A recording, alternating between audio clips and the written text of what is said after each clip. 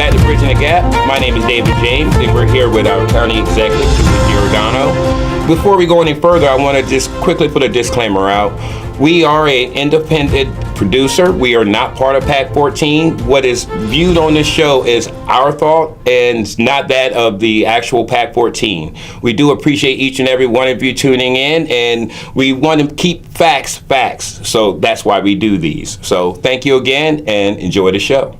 It's called Executive Decision, where we talk to the executive and try to debunk some of these things that are being said about her. And thank you, Julie, once again for being here with us. Sure, anytime. I think you're actually now you've been on here 3 times. I think so, yeah. That makes you a repeat offender. Yeah. Bridging the Gap is a local producer, but the executive, what's the name of your show? Executive Exclusive? The Executive Exclusive. They're not the same? Yeah, we are not the same. I actually have paused the Executive Exclusive for some personal reasons, but I still do the Executive Month in a Minute, so everybody can keep up. And I really love what's going on here, so if there's anything that, I guess the things we would be talking about, we can talk about on here, so it's all worked out. So actually, why don't you go ahead and give us a kind of a recap of what's going on right now in the county. My gosh, there's so much going on. I actually was at GSC today. Like, this is just the day in the life of. We had meetings in the morning. I was at GSC doing an entire presentation, letting local business owners and the people who are members there, letting them know exactly what's been happening the last 2.5 years. I think people see a lot of things just on the media, or on in the media, and then on TV, and they don't really know the day to day. So we were kind of giving them an update on that, and then I actually, crazy enough, went over to the Civic Center. So we have a big surprise that's coming back to the Civic Center. So I got to film part of the commercial for that, and then I'm over here. So we have a lot of stuff going on. We have, a big buzz on the 287G. That's kind of caused a big buzz in the community, and the news has picked that up. We have, water and sewer stuff moving forward. Wow, yeah. We just got awarded some money for that, so that's exciting. We just got federal grant money. So Rec and Parks is doing great. Public Works is doing great. We've got things going on at the library, the Parsonsburg branch, and then we're going to be moving over to Shoemaker. So there's a lot going on in the county. So how do you keep all that up here? Oh gosh, I know it's difficult. You have to be able to shift. As soon as you're in the room with somebody else, you have to be able to shift gears and be able to participate in the conversation. And by the way, you also are a mother and a wife. And yes. Wow. And I will say, this week has been. I will say, last week was really tricky for us. Even though it was a 4-day week, my husband lost his dad on Friday morning. So we've been not only dealing with county stuff, we've also been sort of doing that. So there were things that I had to go to on Saturday, and then we kind of set Sunday aside as kind of a day of planning. So we've been kind of sitting down doing that. It's always tough, so. Wow. Okay. Well, I'm going to real quickly go over some MOUs and some, there's been some accusations. Debunk number 1. Yeah, really. We can do a little flash up here. Debunk number 1. I'll make sure I get that up there for you. Talk about MOUs. What we got going on? Sure. So I think that there has been some rumors about 2 different MOUs. Maybe I'll start with the Lot 10. With Nick Simpson? Yeah. Okay. So just to let everybody know, there was a parking lot that was owned by the city. It is now owned by Nick Simpson. The company is Mentis. There was still some language in the document or in their agreement that the city would still collect payment from the county, and it's actually not even from me. It's actually from the state's attorney's office and our courts, that they would pay the city until infrastructure was built. But there were a couple things that allowed Nick to finally kind of put forth and saying, hey, look, I'm going to be the collector of this. I own the parking lot. He seemed that he was moving in that direction. We had our attorneys look at some things. The state's attorney looked at it. The judge looked at it. So they all kind of agreed that it seems like this is the direction we should go with paying Mentis. I let the mayor know. He did not really agree with it. And so now we're at the point, nothing has been signed. Nothing has been, decided upon. The mayor filed the lawsuit, which that's okay if they want to go ahead and look at that. And all we want in the county is just to pay the right person. So whether that's Mentis or whether that is the city, that's fine. But right now, Mentis owns the parking lot, and it appears it might be going in that direction. But who knows? I mean, Mayor Taylor may have some things that he needs to bring forward. Honestly, we don't care. We have bigger things to worry about. We just want to pay the right person. Okay. You know what I mean? So I have not signed anything. I think that was stated at the council meeting. I signed an MOU. I haven't signed anything. It would actually be more so signed by the state's attorney and Judge Sarbanes, because it's their departments that actually utilize that. So.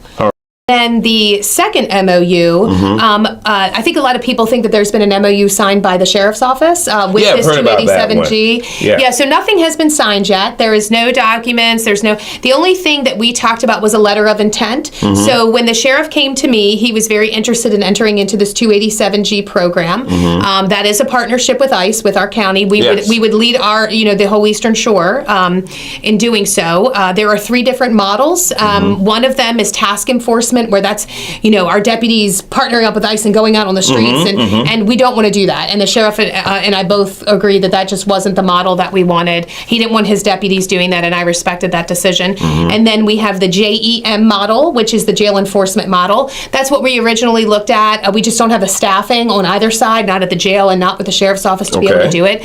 So the WSO, which is the warrant service officer model, seems to be the best. But all that press release said is the intent. So Sheriff Lewis did something 2 or 3 weeks ago on the intent of the JEM model. With us shifting gears, we wanted to put it right out in the community. We're no longer looking at JEM. We're now looking at this. But there has been no MOU signed. So, none. As of yet, Wicomico has not entered into agreement with ICE at all. Nope. We've just shown intent, and this is what we're going to do. There's a lot of things that have to be worked out because our sheriff's office does not oversee the jail, and that is the way it is in a lot of places. So there are some hiccups that have to be worked out if we were to move forward. And it's just like I told the people at GSC today, we may not even do this. It might not even be feasible the way things are in the county. So we have not signed anything. We have just shown intent. We are still having very preliminary conversations as to what this looks like and how we can do this, if we can do this in Wicomico County. So I think, like I said, it's kind of a... I think, it's a shell shock when people hear it, like ICE, but, the sheriff is very adamant about this, and he said the law is the law, and so this model in particular focuses on people that not just that are illegal immigrant, but also that have broken other laws in the county. So if they have gone through our correctional system and, they are wreaking havoc on the community, then that would be something that ICE would look at. So just to give you some details or some data, since January 1st, 2022, we've had 2,456 people of not American descent through our jail system. That's a lot. That's 55 a month. Wow. And I will tell you, only 80 people were even on ICE's radar. Now, does that mean every single one of them were illegal? No, they could have been, on green card or visa or something like that. But when you hear those numbers, that's really astonishing. And I think the sheriff, I don't want to speak for him, but he very much feels that he owes public safety to this community. And while you have some naysayers, you have a lot of people that are in support of this. And what people don't want anybody to forget, ICE is a federal agency.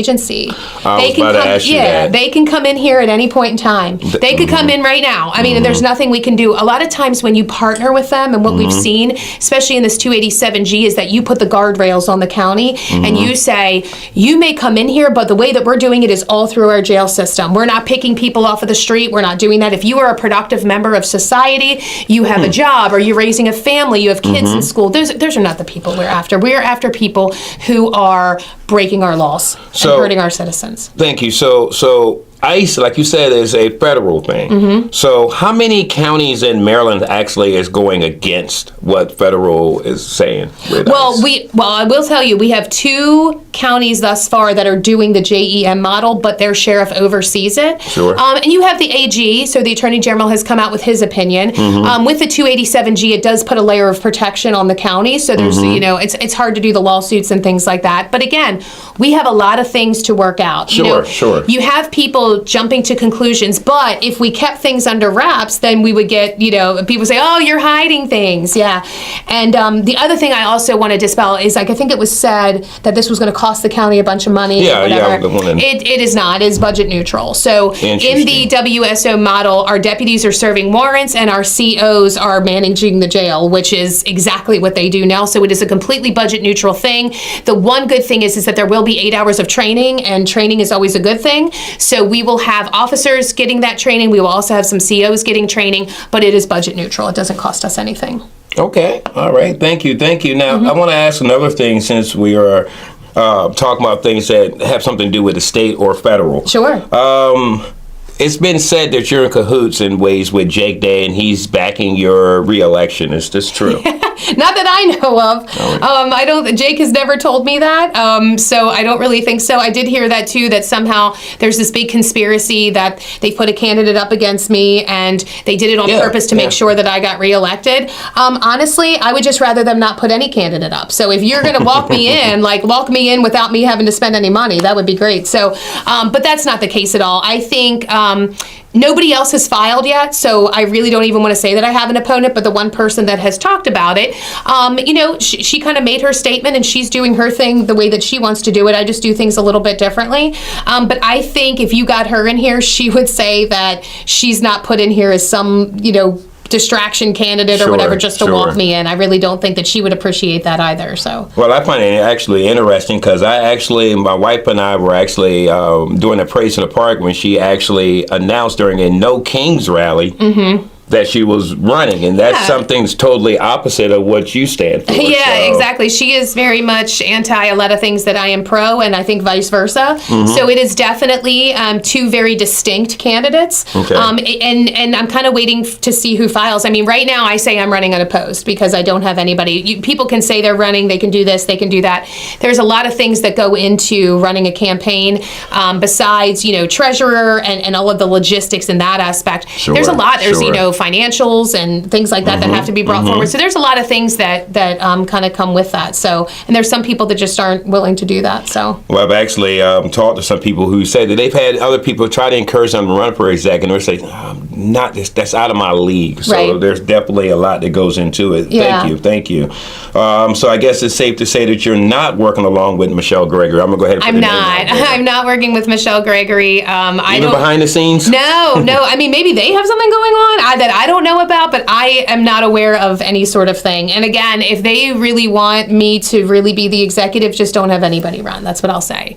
So, if y'all are planning it, just don't run, and that way I don't have an opponent, and then I'm in. So we don't really need some sort of candidate being brought up. I mean, that's just ridiculous. So let me ask you, why would someone make that accusation that you two were working together, and what would it be that they have against both of you that they wouldn't like either one of you? David, I have no idea. I don't know why people do what they do. I feel like that there are, I always say this, there are just people who are labeled as disruptors, right? Okay. You have they can't, when the focus is not on them, or pot stirring or whatever, the focus is not on them, they just disrupt. That's what they do. They just come in and they just say things off the wall, see what sticks, see what's gonna, what people are gonna, kind of carry on with and whatever else. But I have no idea why people do what they do. But I will say the good news is that it's a very small group. They're just a little loud and a little annoying, but it's very small. We have 104,000 people, and if I have 2 or 3 that are saying bad things about me, I think I'm doing all right. All right. Well, actually, I want to say something about your possible opponent. As we look back at her record, at one point she was against the executive form of government. So don't you find it kind of unique that you now have an opponent that's for the executive's office that did not want one? Yeah, I find it kind of funny too, because I feel like there have been a couple people that have talked about running, but they wanted to try to vote for question A. But obviously that didn't work out, so we're still here. So now all of a sudden they're like, okay, well maybe the position isn't so bad. If it's going to stay, I'll run for it. But yeah, but we'll see. I mean, we'll see what happens. Like I said, right now I am just focusing on me and my reelection and the campaign, and trying to figure out ways that we're going to be moving forward, and I'm just continuing doing the job. So and that's just what's going to happen all the way through. So okay, thank you. I want to talk about council meetings now. Okay. Now, when the council meeting happens, I'm talking about the 6 o'clock one, because obviously the one in the morning you're at work. Right. The one in the afternoon, are you actually in the building during that time? Yes, I would say 95% of the time. I don't want to say 100% because I did go on vacation. I was in Bermuda for one of the council meetings. But yeah, I think a lot of people think that I just go home and just, the work happens, and that is not the case. So you've been in my office, but the way that it's set up is that we have my office and we have a conference room. We have a TV in there. So we put the council meeting on. All of my department heads that are there for the evening, they come and set their stuff in there. We kind of converse. They're sitting there working on things. And then when it's their turn to go over, they will go over and, and present what they need to, or if they need to sit in on a session and really hear it without having any distraction, they go over and do it. But we are watching every bit of the council meeting, comments and all, so it doesn't really matter. But yeah, I mean, we sit there and we watch all of it. We take notes. We figure out how we're going to move forward with it. I just honestly personally am not going to put myself in a toxic environment for no reason. I'm there, I'm hearing, everything. So I'm not absent, I'm hearing everything, but I'm just not physically present in the actual council chambers. And that is a legislative session. When Congress is happening, if we take it to a federal level, do you think that the president goes into Congress every time they're meeting? He does not at all. No, not at all. He's busy running the country, which is what the executive branch should be doing. Same with the governor. When the legislative body is meeting and the General Assembly is doing their thing, the governor is hardly ever in there because he should be doing the governing of the county, the governing of the state. And that's the same way here. You have your legislative session, the legislative body is doing their thing, and I am the executive and I am running the county. So there are times where I need to be in there. There are times where, and whether I'm there or not, Bunky is always there. Our director of administration, Steve, has now come on board. He will be in there. So we have executive representation. I don't know why they're so obsessed with the fact I need to physically be in there, but I will tell you, for my personal health and whatever else, until those meetings are under control and not necessarily a three-ring circus. I think the last time we had a gentleman use the F word at the podium. That's just inexcusable. And so I don't need to be around that. But if, there are things that are going on, we do hear what's happening. But sometimes our department heads need some refuge. They need a place to be able to work or, eat their dinner or, take a drink or, or whatever they're doing. If they're taking some water or if they're, talking to a family member on the phone, they need that place of refuge. And that's what that is. So they're constantly moving in and out, whenever they go in front of council. So. And thank you for saying that. Now, of course, sometimes it gets heated. Sometimes there's people that say things that can be taken offensive. Is you being in your office versus in there, is that also a way of keeping it professional? I would think so too. Believe me, this last time that there were some comments made, it took everything for me not to go in there and make public comment. But, I'm not going to do that because it's just a bait. You know what I mean? They're just baiting me to come out and do it. And at the end of the day, I think that the council, I won't say I'll never go back in there. If we, in the next election, if I'm reelected and we get a new council, I probably would start fresh if they wanted me in there. But if they don't, then that's okay too. So, we'll see. But yeah, you do want to keep it professional, and I am not going to be baited into acting foolish like some of the people that are in there. So. And again, when I put on my minister's hat, I've noticed that that's been something that has been done. People would say things. Actually, I've actually seen council people who say things that are hurtful towards you. And if you were in there, I'm pretty sure the human flesh wouldn't want to say something. So I can understand that. I can understand that. Okay, cool. So you're saying that is there any chance before the end of this council session that you would possibly go back in? There are going to be some conversations that I will have to go back in for and be in front of them, so I have no problem doing that. Got you. And I think something else that was talked about, because we're talking about council, was that that is the only place where people can air their grievances and whatever else, and I don't have an open door policy and they can't come in. I will tell you that particular individual that said that. I work Monday through Friday, and people are in my office 8 to 5. At any point in time, you can make an appointment, you can schedule to come in, we can have a conversation. Do you want to know how many times that person has tried to come in and have a conversation? Zero times. So I think it's very unfair to say that I'm not available or that I'm not willing to listen or I'm not willing to hear this, that, or the other. That person literally has made zero attempt to come and have a conversation with me. If there's something that, that is truly bothering them and they feel that they need to come in and air those grievances, there are numerous people that come in my office. You come in my office. I've been there several You know what times.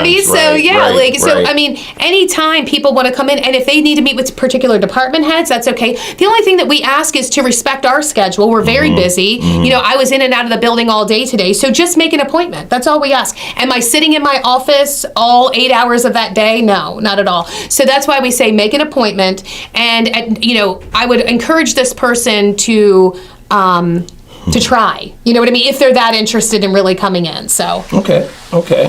I want to talk about Wechippquin Creek. I was actually down, this place where I'm from, so I'm always got my eyes down there. But I was down there for a town hall they had about a month or so ago, and both Delegate Adams and Delegate Hutchinson did a great job of explaining it. And actually, I had some residents that were there that I actually asked the question, who did they speak to from the county? And that resident said, no, they talked to Mr. Graham, and he spoke directly to DNR. But yet, some of the critics still saying that your director of administration, since he worked for DNR, was the contact person. Is that the case? Bunky did not know. He found out the same time all of us did. This has actually been something that has been in the works for like over a decade. So Bunky wasn't working there over a decade ago. So he's only been in there since, you know, the second part of Hogan's administration that he worked for DNR. So we knew that it was a focus. It was not only a state focus, but it was also GSC in their 2030 plan to get a state park. So we knew the community. Yeah, we knew the community was wanting this. But this was just a way, again, for the disruptors, that's what I call them, disruptors, to take something so simple. So, like, they've gotten the answer from numerous people. They got it from me, they got it from the state, they got it from Delegate Hutchinson, Delegate Adams. This is something that happened directly between the state and the property owner. The county had nothing to do with it. And they kept getting the same answer, and they just went to somebody else to try to get a different answer. And again, trying to make something that is so apolitical a political matter. You know, and so I just, you know, it is what it is. It doesn't matter how many times you ask. We did not know about it. Bunky did not know about it. This wasn't, you know, that kind of stuff was not even on his radar at the time. This is something that has been in the works for a decade before he was even there. Sure. So, and again, this is between the state and the property owner.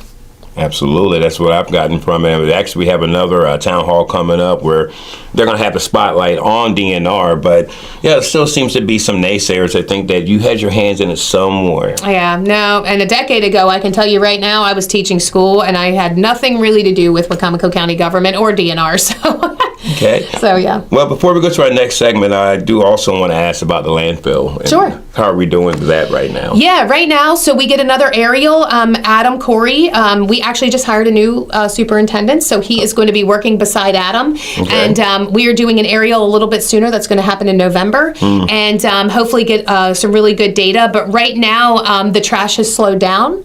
It's amazing when you put people on notice and say, so that's a good thing. And we have Cell 7 almost at completion, 95% completed. Nice. So in the design phase. And then we will go ahead and start constructing. So we are right on schedule for May. Okay, and I have noticed, because I do kind of cruise the back rural areas, that there's not any trash on the side of the road. So you said it's less trash coming in, and it's not littering the sides of our beautiful county. So yeah, that's a good awesome. thing. Sometimes people don't like change, but once they actually get into it, it's not as rough as they think it is.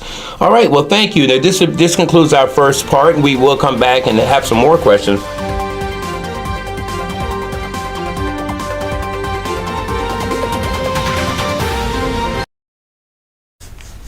All right, we're back, and we're joined by Pastor Craig Mitchell.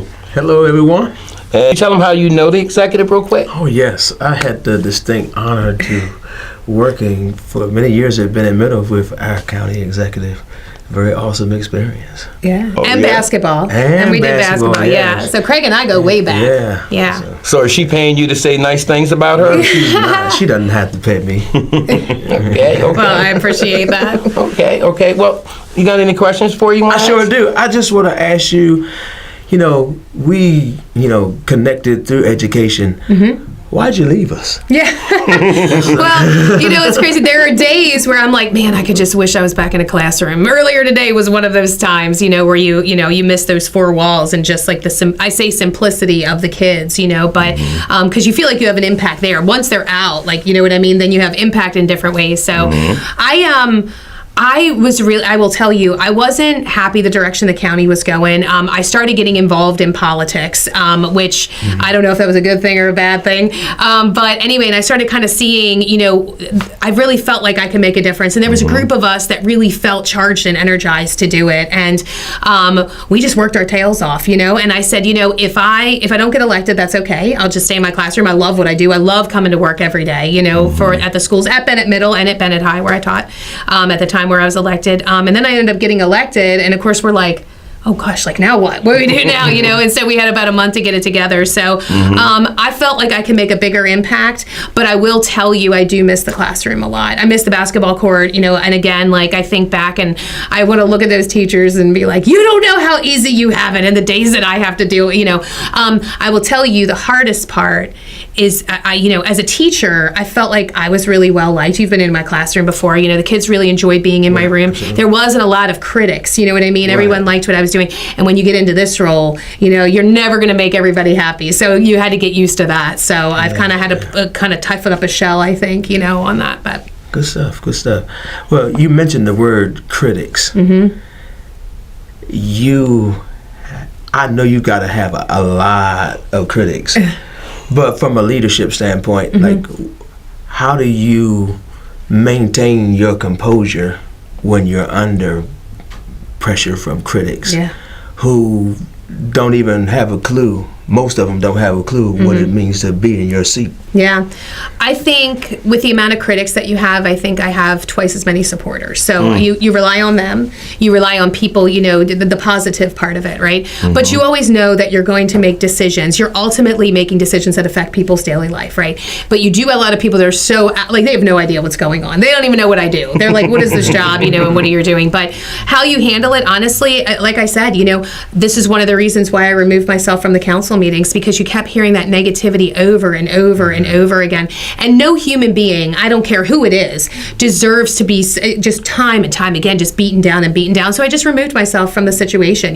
They use that time to come up and vent and whatever else, and the council allows whatever they allow. And, it is what it is. But yeah, you kind of remove yourself from there.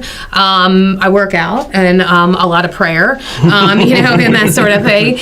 So that's always a good thing. But yeah, you just have to remember, again, you're always going to have critics, and you're making really important decisions. And if you don't have critics, then you might be doing something wrong. You have to have people sort of debating on both sides of what this looks like. But what you try to do is make the very best decision for the community holistically. Sometimes we do great things, and there are times that we've probably fallen short. But for the most part, I was just giving this presentation. I was telling David at GSC earlier today, we have accomplished some amazing things. I'll share that presentation with you guys. Please. You can put it out there. But we have really done some good things. And I told GSC, I said, we're running for re-election. We're planning on moving forward. If I'm handing the reins off to somebody else, if they're elected, I feel the county is in a way better state than it was when I received it. And so that's what, that's the only thing an elected official can ask for. So Yeah. As it relates to this area, jobs, what does the county executive thinking about? What ideas do you have to create the opportunities? Because the issue is that people are leaving the area for various reasons. Especially, I heard a lot lately about better schooling. People are leaving that area, or just not enough jobs that are able to meet the needs of people. So how are you addressing those areas to bring opportunities to the area and having those opportunities not just come but stay? Yeah. So first and foremost, I met with a lot of community stakeholders that were really pushing education, and they, giving above maintenance of effort and pushing that 2% or that 2% investment in education. That's the first thing we did, because it starts with kids at school, right?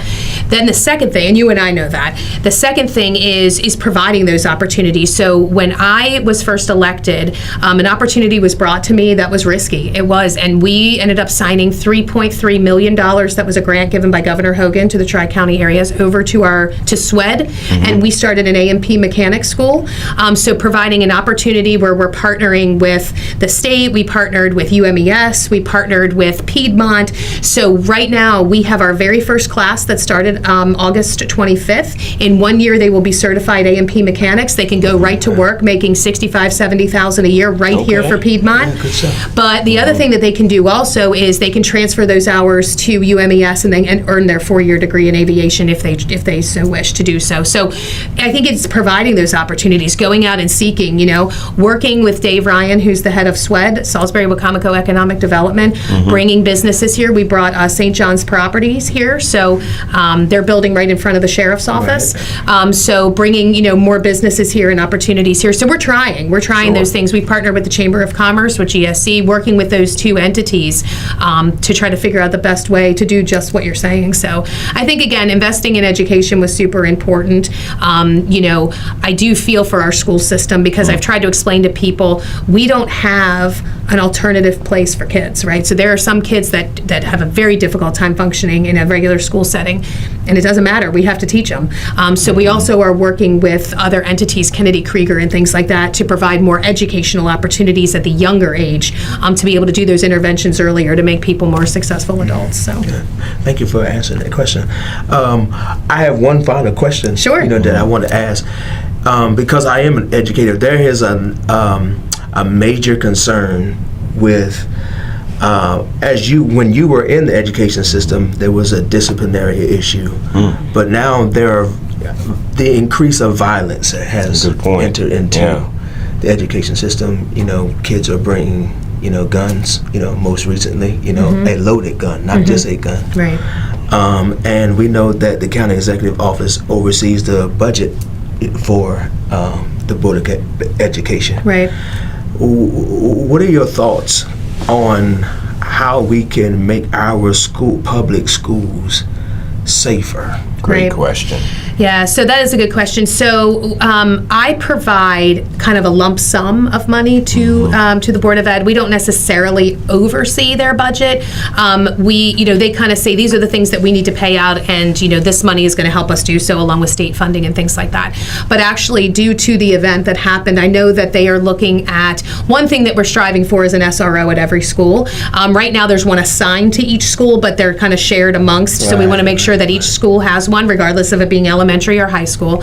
The other thing that we're also looking at is we may have to look at, it's going to be close to a $1.5 million ask, but metal detectors, in every school, which is really sad that that's where we are in society. But when we have a situation like how we did at Parkside, but I will tell you, I was briefed on everything. The way it was handled was spot on. The student had left and then came back and was searched right away because that is the rule. And he literally said that I have this weapon on me. So, so they did exactly what they were supposed to do. So, but something terrible could have happened. Right. So again, looking at how to keep our kids safe. So that's number one. The disciplinary action, that's going to be more so. I mean, that's such a bigger issue.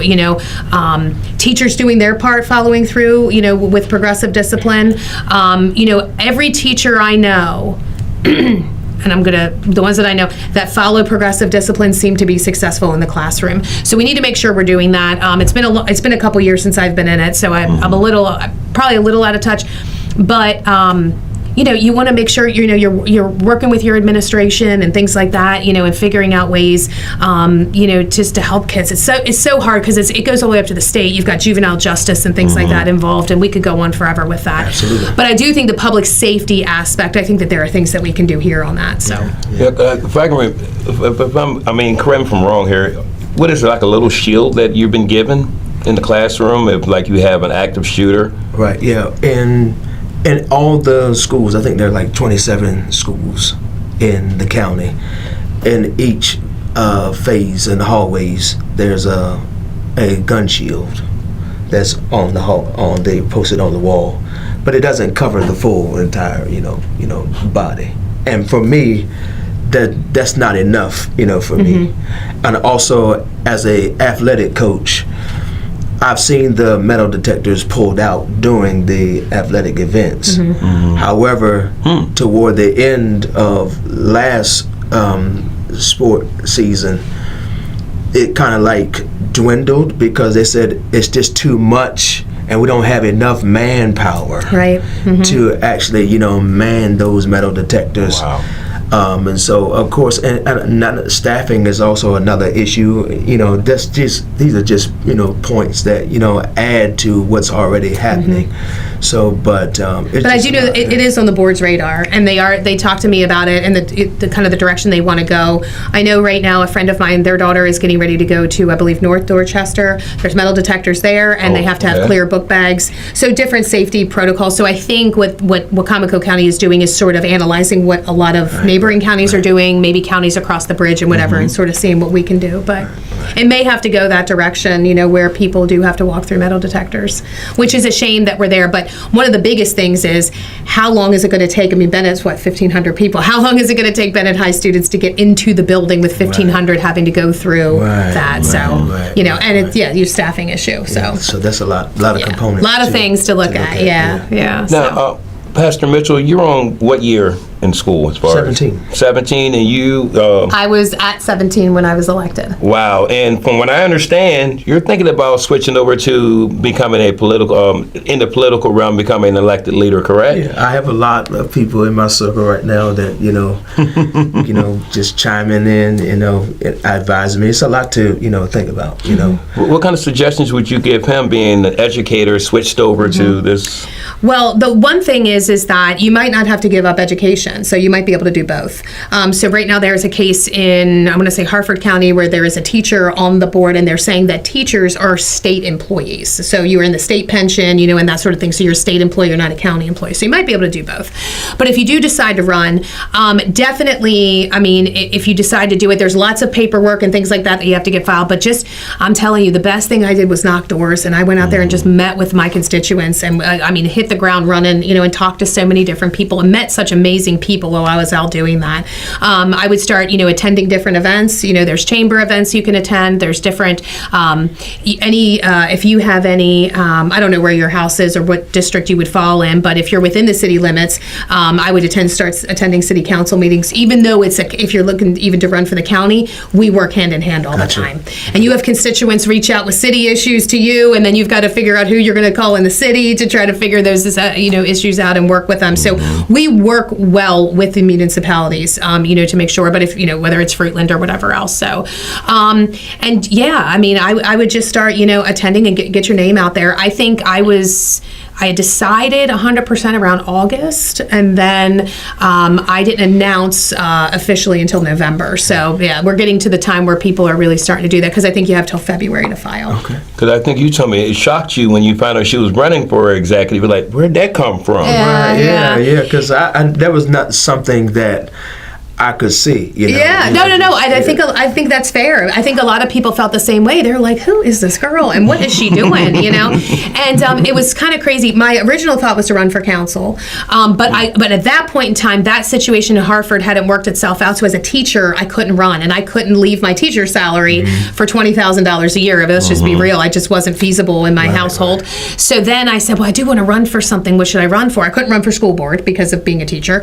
So I was actually approached to run for executive, and I prayed about it, talked to my husband about it, and this is what God bless him, we have a good work sense of humor. He said, I won't be married to a loser. He said, so if you're gonna do it, he said, if you're gonna do it, you better bring it. You have to give 100%. He's like, because I know you won't forgive yourself if you don't put in 100%. So we did, and it ended up working out. So right. Okay. So I hear that you're going to be sticking around.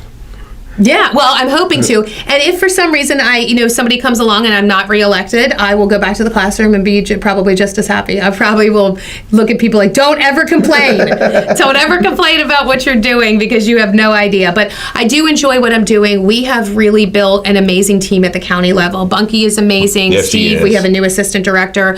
We've brought in people from MDE and Maryland Department of Planning. These people are coming to me saying, we see what you're doing here, and we want to help, and we want to do these great things in the county.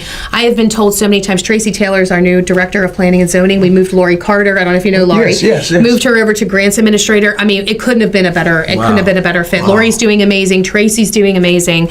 So we just have a really good team. I'm really proud of what we built. So regardless of what happens, I feel like the county's in a better spot. We're a better spot financially. We're in a better spot with our bond rating. We're just better. We're doing good things. So absolutely. Well, I thank you so much for your time. Yeah. No, thank you. It was so good seeing you. Yeah. Likewise. The secret is out too that she was a basketball coach. I was Yes. middle school basketball. That coach. explains them getting out there and knocking every door in. I mean, Yeah. you pretty much knocked every door in Wycomico. Yeah, I when will were tell running. you, we never not had a winning season ever. Whether it was Michelle Jones and I, or Cindy That's right. Ashcraft or I, That's right. yes, we were pretty good. Yeah, we had a good team. Okay. Now Group before we girls. I'm sorry about that. No, go ahead. Before we close out, since you're with us, I know you got a prayer vigil coming up. You want to just give a shout out on that real quick? Yes, we're still ready to go for the next prayer vigil downtown Salisbury on the 24th. So hoping to see everyone, no matter what party affiliation you're with, come on out and for 1 hour, And that's starting at what time? 7 p.m.